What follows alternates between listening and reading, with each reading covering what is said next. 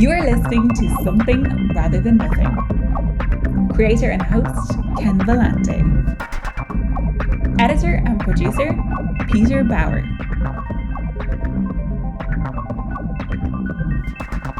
This is Ken Vellante with the Something Rather Than Nothing podcast, and for this episode, we have Peter Sund from Denmark. Peter is somebody I haven't seen in 30 years. He was an exchange student out in Rhode Island. He's built a career in Denmark. His beautiful music, he was playing his beautiful music then. He's still playing it. Peter Sund, welcome to Something Rather Than Nothing. Thank you very much, Ken. Such a pleasure to be contacted and to appear on your podcast here. I'm honored. Thanks, brother. It's great to chat with you. First question is, when you were born, were you an artist?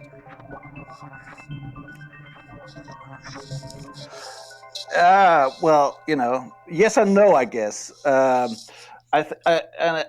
it's a very interesting question. I think I was from an early age musically gifted. I mean, music has always been my thing. I can't draw or anything like that, but I was definitely musically gifted, and my parents recognized this and took me to lessons and supported me developing my skills as a guitar player to start off. So I don't know if I think I would call myself artistic at that stage. I think we'll probably get into it, but I think from my perspective, being an artist also you need to have some kind of intention with what you're doing, and from an early age, I think it was just the sheer joy of playing and singing and getting into it, and I was lucky, growing up in a place and in a family where that was supported and still is. So yeah, that's it. So it's a yes and no answer, I guess. Yeah, you develop it over time. And I think sometimes when I ask that question, it's like when I say the word artist, it pops up in the head. A lot of times people think of like somebody with a paintbrush in front of a canvas or, so it's always like, am I an artist or no? And, I think a lot of us have a piece of that in us. But for you, it's music, Peter. And I wonder if you can indulge myself and the audience as far as, from a long time ago when we met and, you were playing guitar and such, and a lot of time has passed. So can you talk about your musical path, about, creating music for yourself and producing music? Can you tell us about how that's developed?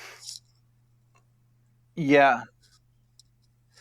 It's been a long journey since I was, as you mentioned, an exchange student in the States in 1991, living with this great guy, Joe Trepanier, who was also a musician, piano player, organist, choir director, and I think from there on, that was probably, I was playing up until then, and I've been playing in youth club bands and stuff like that. But I think coming to America and living with Joe, I realized that music was really something that I could pursue as a career. There is a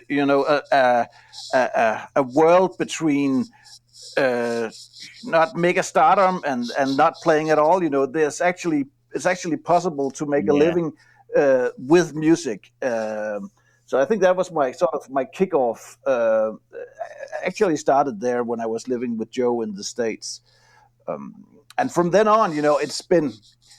I went back and went to more school, and I've been to music colleges and music conservatory. So I've been a student of music for many years, but I guess all of the time I I, besides being a student, also had sort of the more kind of a more rock and roll approach, playing in like rock bands. I'm also a child of the whole grunge period in the 90s, and I was playing in a rock group in Denmark, and then we recorded an album with them and did a small tour of Denmark, and that sort of, when you get to that level, I guess music can really grab you. It becomes an addiction, playing loud rock music. It's I guess it's both addictive for the player and the audience. So that sort of side of it, playing in bands and playing with different kind of musicians, has sort of been parallel to that. I've been a student of music, also going to college and conservatory, and developing that. And I guess with producing also, I just always loved recording, and since those early days, I just loved fooling around with little 4-track tape recorders on on cassette tape, and making demos on those, and multiple layers on these little cassette decks, and up, and just sort of having that also as a parallel thing to playing in bands and being a student, and just hanging out in studios and sort of just learning and picking up stuff, and eventually being asked by other bands if I could sort of do their session or record them or produce them or whatever. And so that has sort of been the start of it, I guess. Yeah, and to the point, I guess, where I am now. For the past, I don't know, 15 years, I have been having my own recording studio at the house, and my main band has been with my wife, and we're sort of a husband and wife kind of group, duo, singer songwriter, but we it's just been our life, writing songs and recording, and having different bands at our house, recording them and producing them. So yeah, well, I wanted to ask you about just a little piece of it, with the grunge, and I mean, when listeners hear some of your delicate playing, the beautiful, delicate playing, I've been fascinated by knowing some of your sounds and hearing some of your sounds, and then knowing the super loud and that soft touch. Two very things that you do very well. Any comments about that? Yeah. Well, I guess it's I don't know. I sort of my whole grunge and heavy rock period. It was just like a really stormy relationship, and when my band that I've been playing with in the 90s sort of fell apart, I just needed a break from that whole scene, and I also started playing some jazz and just exploring different kinds of sounds and styles, So when I met my wife, it actually started off as my wife's project, and I was just playing her songs and producing them in the studio, and it sort of just developed into being our main gig, and I fell in love with playing the acoustic guitar. It was just I also got a bit tired of carrying heavy shit and these amps, and everything was so loud, and you needed getting old, I guess. No, but truthfully, I fell in love with playing the acoustic guitar, and the fact that I could I had the sound I needed to create was in my hands, really. There's no sort of backup in any big Marshall rack or a floor full of pedals. you know so that I mean, that has lasted for a long time, and I still love playing the acoustic. I play more and more electric again. Actually, I'm sort of getting back into it, but yeah. It's great So to hear. I guess it's been a journey, Ken. It was really loud and aggressive at one point in the '90s, yeah, I still have it in me somewhere, and occasionally it peaks out. Yeah. Well, I mean, I think it's interesting Yeah. too. The time that you were at the United States was probably one of the biggest resurgence of rock and roll here, stateside, that there's been in the early '90s. So Yeah. you were here at a particular time where both before and after, you didn't quite hear that intensity and sound the same way. Yeah. So, yeah. No, I felt that it was great, and I feel like mentioning that. Do you remember Dr. Metal, Michael Gonzalez? Of course. From Rhode Island. Of course. And he used to come up to Joe's house with cassette. I still have them. The Queen Strikes album. I forget the title of it. I know which one you're talking about, with Silent Lucidity. On cassette, and yeah, exactly, that one.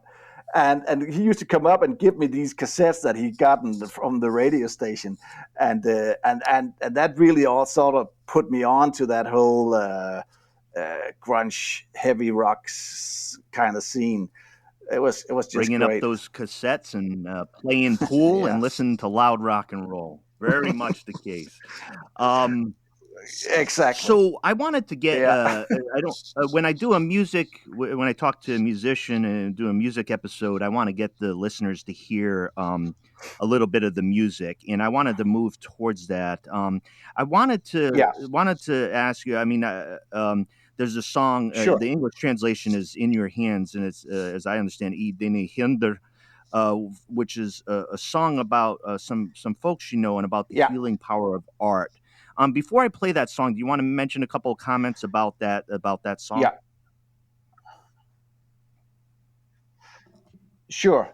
The song is the title song of our latest album that we released this September, and it's sort of I have some friends. They're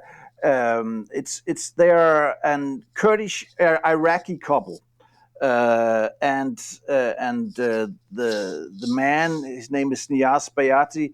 He came to Denmark in the mid '80s as a refugee escaping the regime of Saddam Hussein, and he was actually severely tortured when he came to Denmark, and especially his hands were all broken. He's a wonderful artist and a sculptor, painter. Makes wonderful drawings. He's just sort of he carries this whole Persian tradition of millennia of art tradition. He just has it in him. So he's very interesting. But when he came to Denmark in the '80s, severely damaged, he sort of both physically and mentally, he got back into art. He's always been an artist, but he got back into it, and shaping in clay, sort of gradually getting his fingers back to life with creating molding sculptures and whatever in clay. And through that process, coming back to being a functional human being again, really. So that's his backstory, and he's a friend of mine. I've been a colleague of his at a school where we both worked as teachers. So I'll pop out at their place and we'll have a tea, and this time we brought the whole family, and we just had a nice evening, and he tells stories about his life and and how he escaped, prisons and in both Iraq and Iran back in the 80s. And it's all very strong stuff. So when we came home, I was just like filled up with his whole story of escaping, and this sort of line, "in your hands," just popped into my head because of his whole self healing process with creating art with his hands, but also sort of from the perspective that we carry each other. We have a responsibility to carry each other through horrible stuff like this. So that's sort of the backstory, and I'm sorry for the American listeners that it's in Danish. I'll send you some I think I have it translated into 3 or 4 different languages because Nias has translated it into so his home country can read it also. I'd love to hear it in so I'll send you those in different languages. This is a beautiful song, and I'm going to cut to it, but I did see Nias Bayati. He has a TED Talk, and it was a beautiful TED Talk about this. And one of the big themes in the podcast that I get into, and I never expected how far I'd get into it, is art, healing the mind, healing the body. And I just want to really thank you for this song. We're going to cut to the song now. Peter Sund, Landau, Ibeni Hander. And we're going to play it now, and we're going to chat about it. Enjoy. I dine hænder, ansigt du kender, tiden forsvinder, forme vokser ler, du gør mig til den, jeg altid har villet være. I dine hænder former du venner, sender dem ud over redens kant. Du gør dem til dem, de altid har villet være. Er det magi, der skabes indeni, når vi sætter endnu en fugl fri fra fængslets røg mod solen høj, en spor, hvor de verden fløj, og voksens form, den er her ikke mere, nu kun vingerne må bære.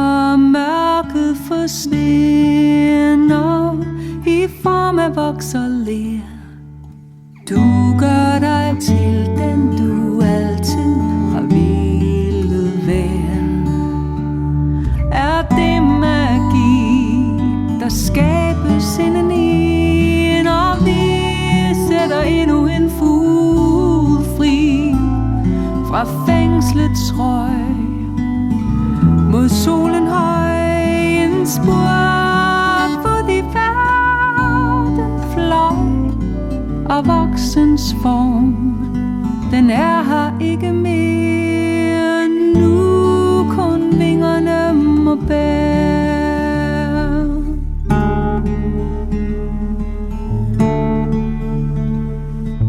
Nu kun vingerne må bære.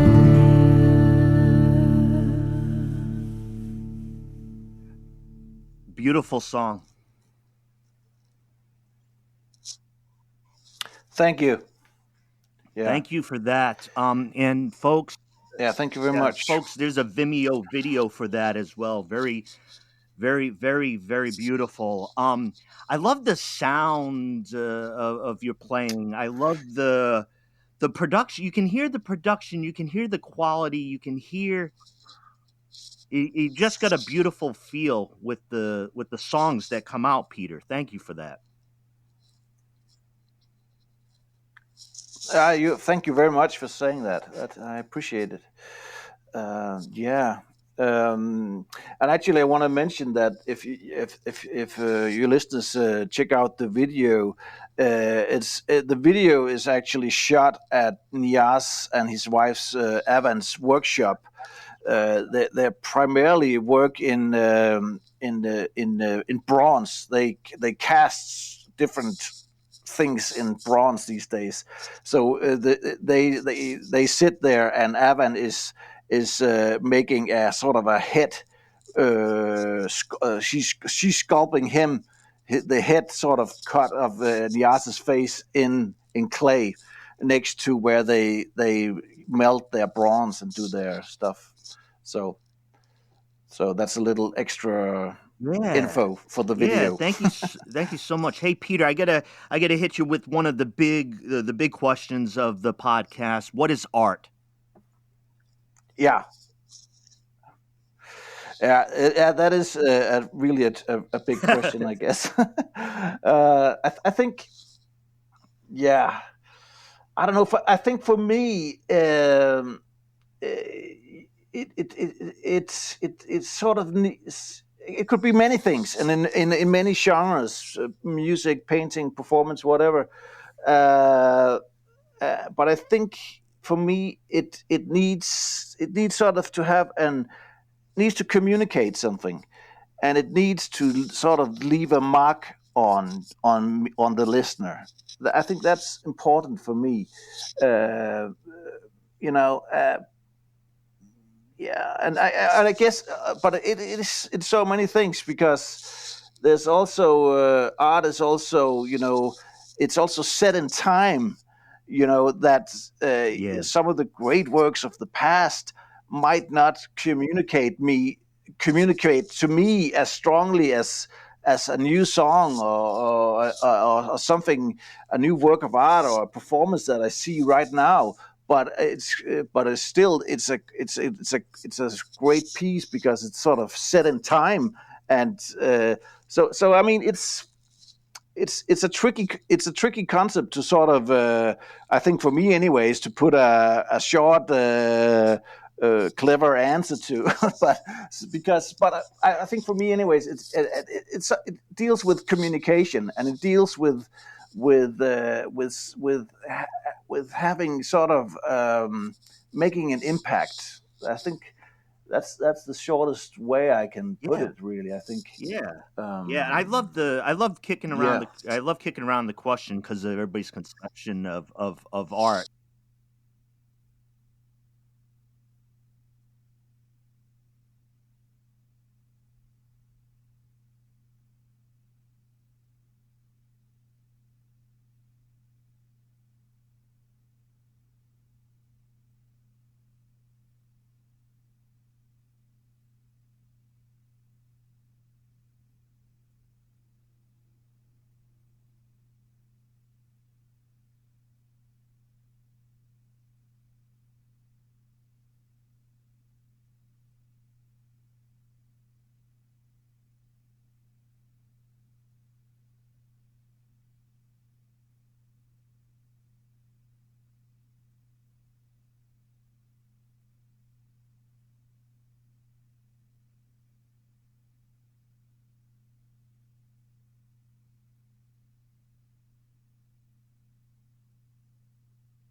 But I heard from you, I heard from you, and I find this a Yeah. lot with musicians.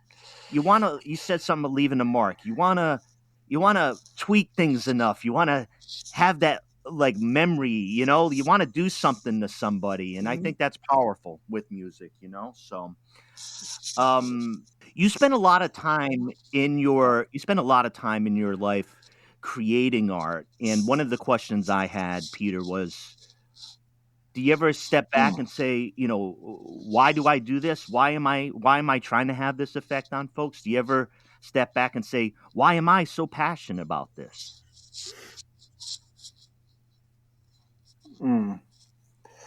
That's a really interesting question as well, and I ask myself that question often, and and I'm not really coming up with any good answers. I think the short one is that I just can't help myself.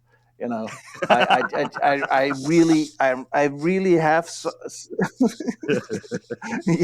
I really just have a strong urge to write and to play songs and to there's so many layers of it also, and I think for me, where I sort of, if I should pinpoint one spot where I think where I sort of get struck by the magic of music, that's when I started to write a new song. And and I have a blank piece of paper, and I hit the same old G chord that I have hit a million times before, and people have hit it a million times before me also, And then suddenly something just there's a synergy between my mind and the day and the weather and the timbre of the guitar that sort of creates an idea and creates a sound that I can build a whole song on. That the moment for me is magic, and I just I need to go there. It's food. It's soul food for me. Yeah. Well, we and then the rest of the process with music is. It's more like building blocks, Then comes the band, and then we do this, and then that's more like that's where sort of my training and education and experience sort of kicks in, and eventually, hopefully, it's something that has a great sound and great structure to it, but hopefully also that special place where I sort of found magic.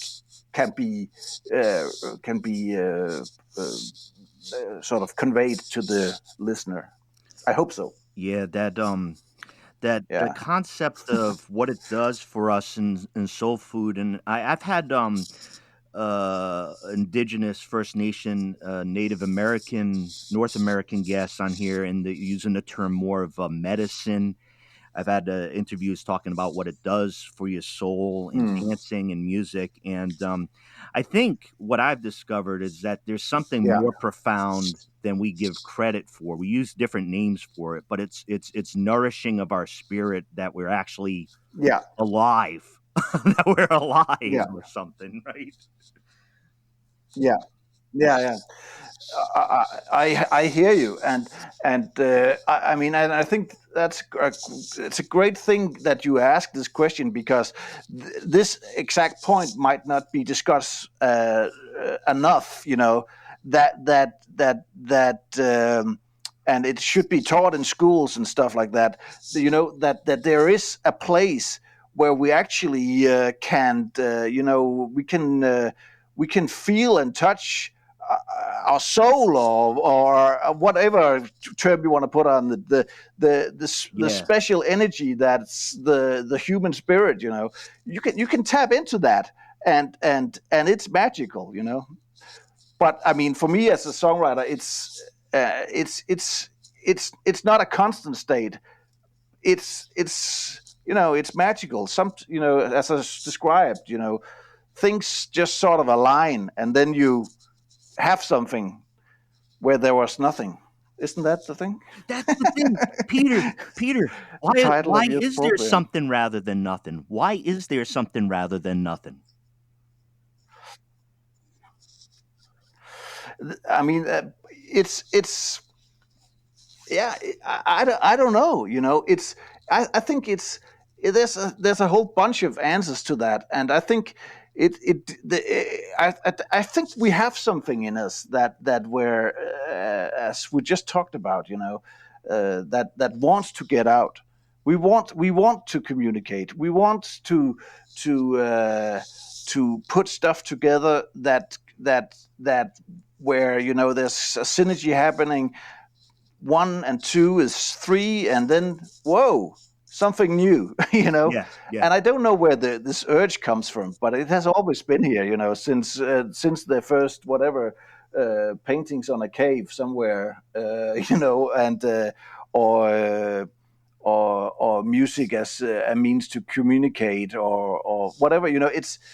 It's just been developing over thousands of years, and it's still the same. We can make stuff happen. Yeah, absolutely. We can make we're as humans, we're capable of this magical synergy where things become more than the compounds of the individual compounds. No, I don't. And there's a magic there. I think what you say is the case, and it's true.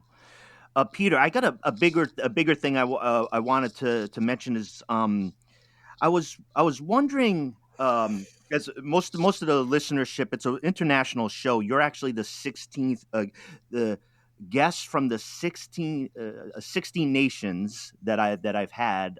So it's an international show. Wow. And yeah. So one of the great things excellent about this is for people to kind of connect with different areas and different art. I wanted to ask if you could lead the listeners to where they can find your art, but also if you don't mind indulging us, just mention a couple things that maybe you're hearing musically in Denmark, or things that you're interested in, just so we can kind of connect and hear what's going on locally as well for you. Yeah, sure. Firstly, with my band, it's called Lunau Sund. Is that what you call it? No, what's it called? Lunau Sund. .dk is our webpage. Yeah, and like a hyphen right in between. That's probably hyphen. That's right. That's the word. Lunau Lunau -Sund.dk. That's my band that I have with my wife, and we have released around 6 albums. 6 albums, and from there we are on all social media, and you should be able to get our music on all streaming platforms, and you can also order your vinyl. We did vinyls for the past 2 albums also, so lovely. You can order those if you like. And for my production work, my webpage is thefarm-music.com. And there's a bunch of links and for different artists that I produced and recorded at my studio. So so those 2 web pages, you can discover all about me. So and what I'm listening to, that's also a really good question. I don't know. I go to a lot of sort of periods. I'm constantly sort of having the Beatles and the band and stuff like that as a reference to what I'm doing, in terms of good taste and how to play really well and how to write good songs. So that's sort of my anchor, I guess. And there's a pretty interesting folk music scene in Denmark right now. There's a couple of bands, some like Dreamers Circus and Basco. You could check out, which sort of has, I guess, like new Nordic contemporary folk music. They're good representative of that.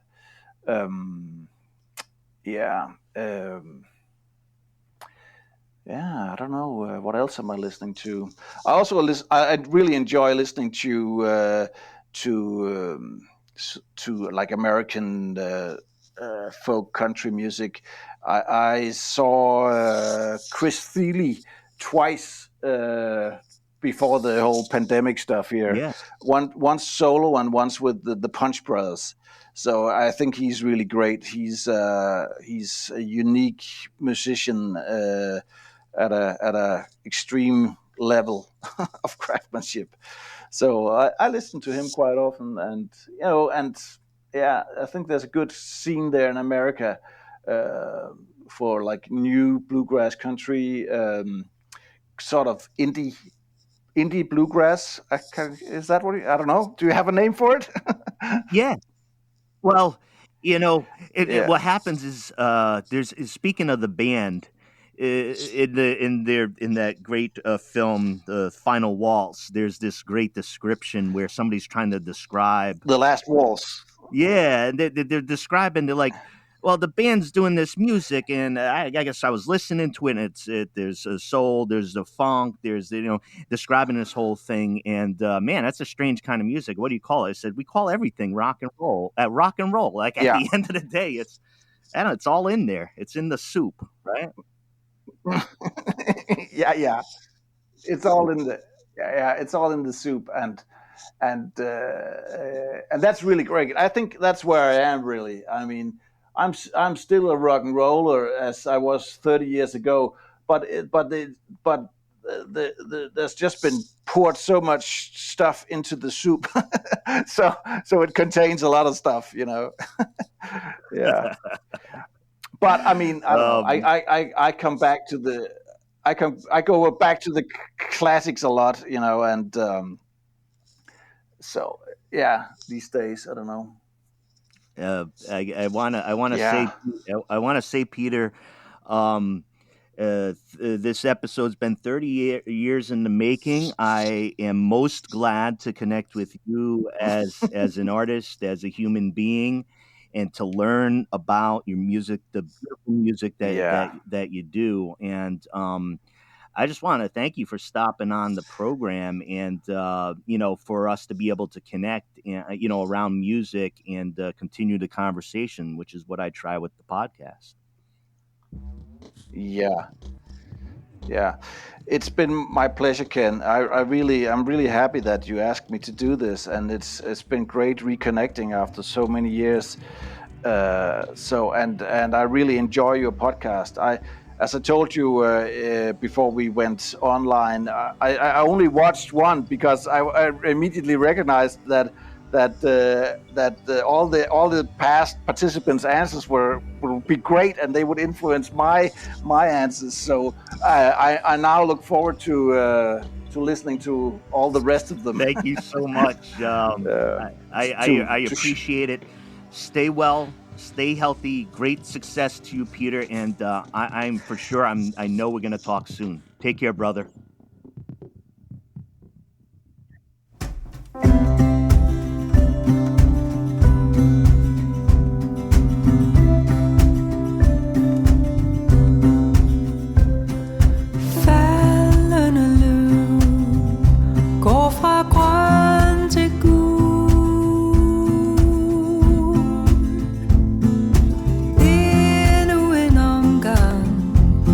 På livets jord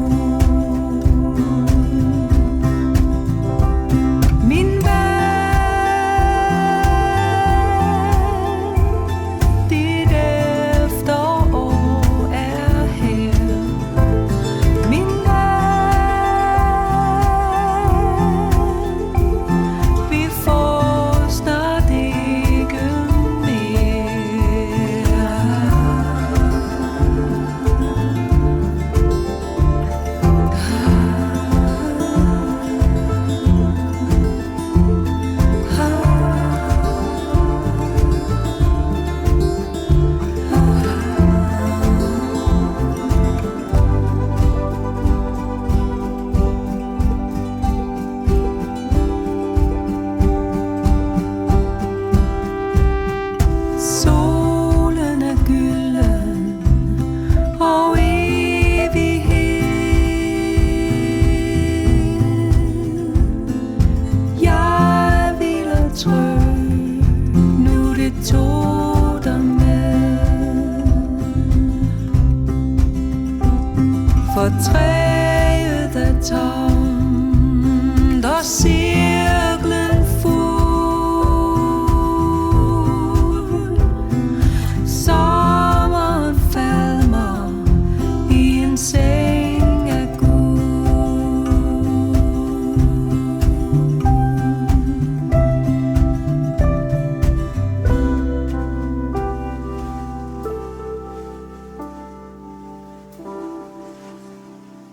This is Something Rather Than Nothing,